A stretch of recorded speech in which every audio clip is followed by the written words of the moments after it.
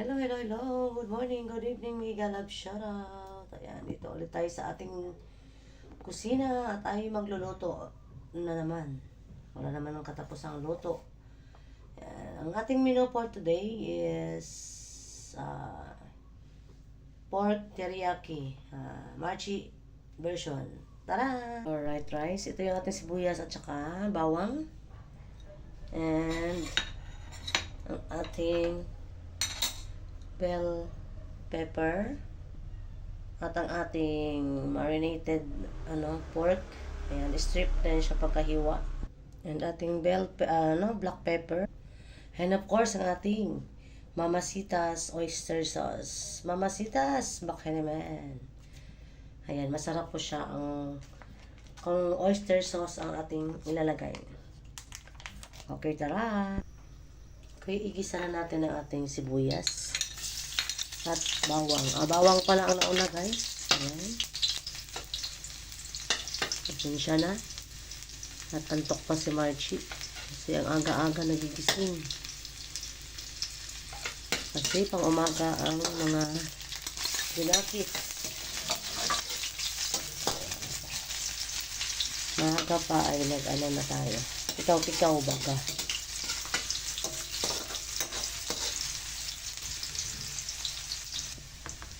Okay. Okay, alright. Ayan, ilalagay na natin yung ating marinated strip slice pork. Ang aking pork po na ginamit dyan is lomo. Yung lomo na part ng baboy. Mas mas malambot. Mas malinis siya maluto.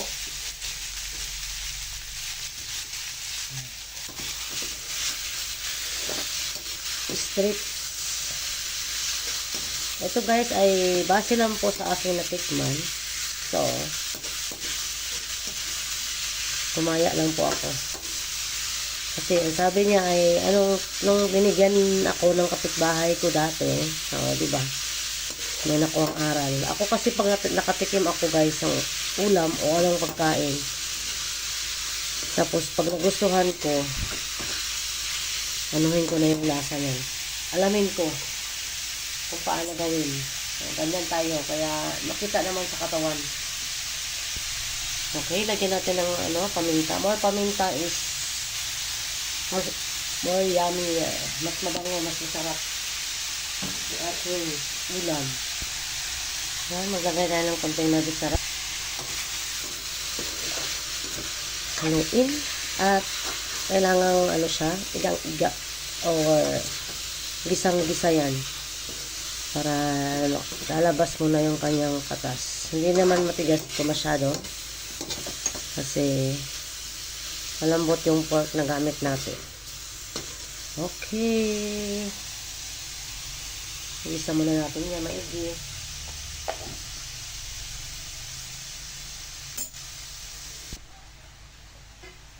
Yan, dapat gisang-gisa siya. At dapat ang nilagay ko dyan natin guys is teriyaki sauce. Dapat teriyaki sauce. Kasi wala akong mahanap dito sa malapit sa amin. So, oyster sauce lang. Hindi ko alam kung ano nang tawag dyan. Pero teriyaki daw ang tawag nito. Sabi nung nagbigay sa akin. O diba? Sinishare ko lang para malaman nyo din. Atakpan natin ulit muna. Para maluto talaga siya.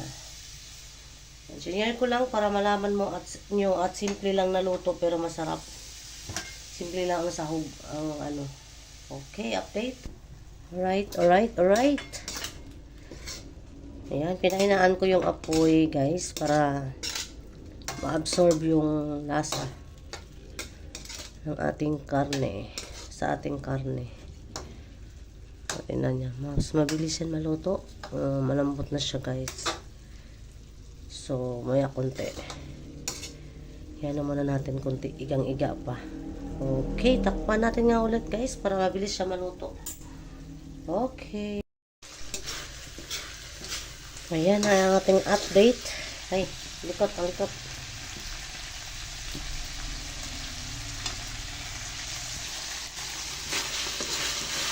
Ayan, lumabas na yung kanyang mantika. Okay. So, lagay na natin yung ating oyster.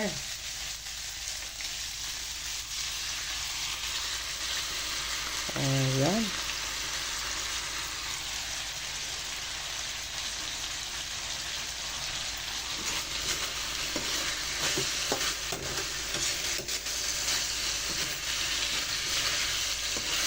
Hinaan natin yung apoy.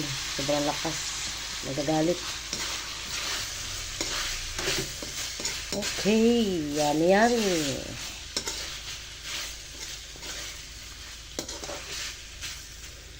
Malambot ang pork niya. Yan. Lambot siya. Alright.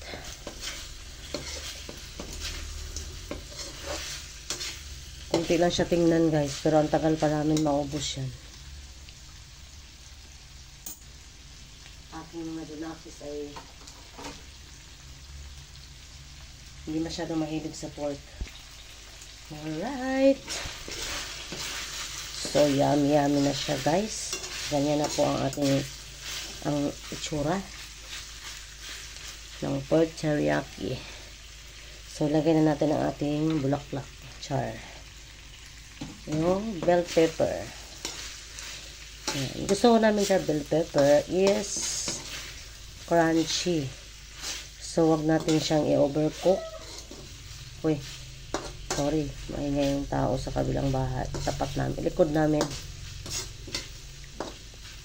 Ayan.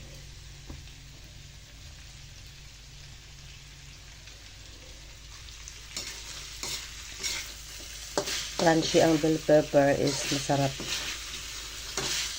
Gusto namin yan ni ate.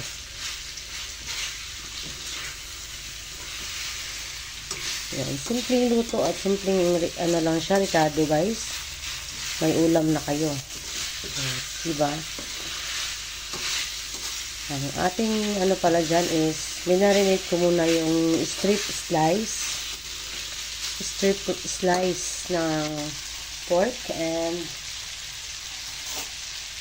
minarinate ko siya sa toyo and ano pa ba? Paminta. Tapos sabay siya pagka igisa. Igisa lang siya sa bawang sibuyas. Ayun. Para lang yung adobo. So, hindi ko na siya nilagyan ng toyo. Kasi oyster sauce ang aking nilalagay. Okay. Hanggang dyan lang po yata. Kasi patay na natin para hindi siya ma-overcook ang ating bell pepper. Sobrang bango. Bango ng ulam na guys. Bango kasi ang aroma ng ating bell pepper. So, ganyang kaliit ang karne. Ang bell pepper na lagay ko is 2 piraso. Medyo malalaki. So, mabango yung ating teriyaki a la Marchi Vlog. Okay. Sarap. Yan. Ang aking mga niluluto guys ay yan lang po ay base sa gusto ng mga anak ko. Natikman nila yan is gusto nila. So, yan lang po ating lulutuin ng ating gusto ng mga bata. Alright, tayo mga nanay. Gawin nyo na to sa inyong mga tahanan. Thank you and God bless. Bye-bye.